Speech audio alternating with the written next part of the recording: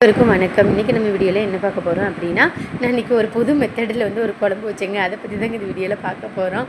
அதுக்கு ஒரு வடைச்சட்டி எடுத்து அதில் தண்ணி, எண்ணெய் எதுவுமே இல்லாமல் வெறும் வடைச்சட்டியை அடுப்பில் வச்சு சூடானதுக்கப்புறமா தேவையான அளவு கொத்தமல்லி சீட்ஸ் எடுத்து அதை நல்லா வறுத்துருங்க. தீஞ்சு போயிடக்கூடாதுங்க. அந்த வாசம் வரமே டக்குன்னு எடுத்துட்டு அப்புறம் காரத்துக்கு தேவையான அளவு மிளகு போட்டு நல்லா அதையுமே வறுத்து எடுத்தாச்சுங்க. அப்புறம் பார்த்திங்கன்னா திரும்ப கொஞ்சமாக சோம்பு, ஒரு பட்டை, ஒரு ஏலக்காய், ஒரு ஸ்டார்ப்பு, அப்புறம் இந்த கருப்பு கலரில் கடல் பாசி அதுவும் போட்டு அதையுமே நல்லா வறுத்து எடுத்து வச்சாச்சுங்க. அதுக்கப்புறமா 2 வரமிளகா போட்டேங்க. வரமிளகா போட்டு அது நல்லா வறுத்து எடுத்துட்டு அப்புறம் இந்த குழம்புக்கு பார்த்திங்கன்னா நிறைய பேர் முந்திரி வைப்பாங்க. எனக்கு முந்திரி வைக்கிறத விட கசகசா சேர்த்தா தான் எனக்கு ரொம்ப பிடிக்குங்க. அதனால் முந்திரிக்கு பதிலாக கசகசா சேர்த்து அது வறுக்கலை, கசகசா வறுக்கலை, சும்மா அப்படி இதோடு சேர்த்து நல்லா வச்சுட்டேங்க. அப்புறம் பார்த்திங்கன்னா குழம்புக்கு தேவையான அளவு சின்ன வெங்காயம் கட் பண்ணி வடைச்சட்டி சூடானதுக்கப்புறமா எண்ணெய் ஊற்றி சின்ன வெங்காயத்தை கொட்டி நல்லா வணக்கிட்டு அப்புறம் பார்த்திங்கன்னா இதில் ஒரு தக்காளி போட்டேங்க. ஒரு தக்காளி இல்லைன்னா 1.5 தக்காளி நீங்கள் சேர்த்துக்கோங்க. சேர்த்து அதையுமே நல்லா வணக்கிட்டு எங்கள் மிக்ஸி நான் என்ன பண்ணுவேன்னா, எங்கள் மிக்சியில் அரைக்கணும் அப்படின்னா இந்த கொத்தமல்லி சீட்ஸ்லாம் சில நேரம் பார்த்திங்கன்னா பொருட்டையாக இருக்கும். அதுக்காக நான் என்ன பண்ணுவேன்னா, இந்த வறுத்து வச்சது எல்லாமே ஒரு 10 நிமிஷம் 1/2 கிளாஸ் தண்ணி ஊற்றி ஊற வச்சுருவேன். ஊற வச்சுட்டு நான் அரைக்கும் போது பார்த்திங்கன்னா கொஞ்சம் மையாக இருக்கும். நீங்கள் இந்த மாதிரி ட்ரை பண்ணி பாருங்களேன், நல்லா அரைஞ்சிருங்க. அப்புறம் நல்லா ஊற வச்சுட்டு அரைச்சிட்டு திரும்ப இதோட கொஞ்சம் கொட்டி, அதாவது சின்ன வெங்காயமும் தக்காளியும் நல்லா வணக்கி அது ஆறுனதுக்கப்புறமா 2யுமே ஒன்றா சேர்த்து மிக்சியில் போட்டு அரைச்சிட்டு திரும்ப குக்கர் அடுப்பில் வச்சு குக்கர் சூடானதுக்கப்புறமா தேவையான அளவு எண்ணெய் விட்டு நல்லெண்ணெய் சேர்த்துக்கோங்க.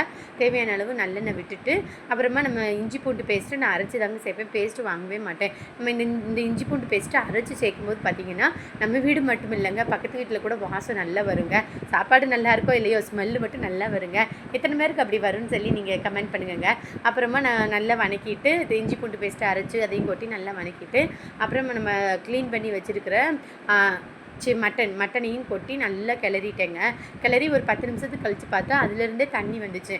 அதனால் அந்த தண்ணியிலே கொஞ்சம் வேகட்டும்னு சொல்லி நல்லா வணக்கி விட்டாச்சு. அதுக்கப்புறமா நம்ம இந்த அரைச்சி வச்சோம் இல்லைங்க, சின்ன வெங்காயம், தக்காளி, அப்புறமா அந்த வர கொத்தமல்லி அந்த இதெல்லாம் போட்டு எல்லாம் பேஸ்ட் மாதிரி அரைச்சி அதை இதோடு கொட்டி நல்லா கிளறிட்டு நல்ல ஒரு கொதி வந்ததுக்கப்புறமா மூடி வச்சுட்டேங்க. விசில் போட்டு சூப்பராக இருந்துச்சுங்க வாசம். அதுக்கப்புறமா இறக்கிட்டு பார்த்திங்கன்னா நான் என்ன பண்ணேன்னா, கொஞ்சமாக வடைசட்டி வச்சு சூடானதுக்கப்புறமா நல்லெண்ணெய் ஊற்றி ஒரு பெரிய வெங்காயம் மட்டும் சின்னதாக கட் பண்ணி அதில் கொட்டியாச்சுங்க. இந்த குழம்புல கொட்டிட்டு தேவையான அளவு மல்லித்தலை, அப்புறமா கருவேப்பிலை போட்டு நல்லா கிளறி விட்டுட்டேங்க.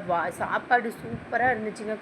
இந்த குழம்பு வச்சு சாப்பிடும்போது நான் எப்போதுமே பார்த்திங்கன்னா வெங்காயம் தக்காளி அப்படியே வணக்கி போட்டு மட்டனை தனியாக வேக வச்சு அந்த மாதிரி தான் செய்வேன். இன்றைக்கி நான் குக்கரில் செஞ்சு பார்த்திங்கன்னா சூப்பராக இருந்துச்சுங்க. அப்புறம் பார்த்திங்கன்னா சாப்பாடுமே அப்படி தான் நான் குக்கரில் சாப்பிட மாட்டேன். வடித்து சாப்பிடும்போது நமக்கு டேஸ்ட்டு சூப்பராக இருக்குங்க. சாப்பாடு வடித்து ரசம் வச்சு மட்டன் குழம்பு வச்சு சாப்பிட்டாச்சுங்க. இன்றைக்கி சண்டே இப்படி தாங்க போச்சு. நீங்கள் என்ன குழம்பு வச்சிங்க அப்படின்னு சொல்லி நம்ம சேனலில் கமெண்ட் பண்ணுங்கள். நீங்கள் எந்த ஊர்லேருந்து பார்க்குறீங்கன்னு சொல்லி கமெண்ட் பண்ணுங்க. மறக்காமல் கமெண்ட் பண்ணுங்க. அப்புறமா எல்லோரும் உட்காந்து சாப்பிட்டுட்டு என்ன கொஞ்சம் காரம் கம்மியாக இருக்குனாங்க. அதனால் நீங்கள் உங்களுக்கு தேவையான அளவு காரம் பார்த்துட்டு காரம் இருக்கான்னு சொல்லி செக் பண்ணி பார்த்துட்டு அதுக்கப்புறமா நீங்கள் உங்களுக்கு தேவையான அளவு தண்ணி ஊற்றி குக்கரில் வைங்க. நான் இன்றைக்கி கொஞ்சம் காரம் கம்மியாக தாங்க வச்சேன்.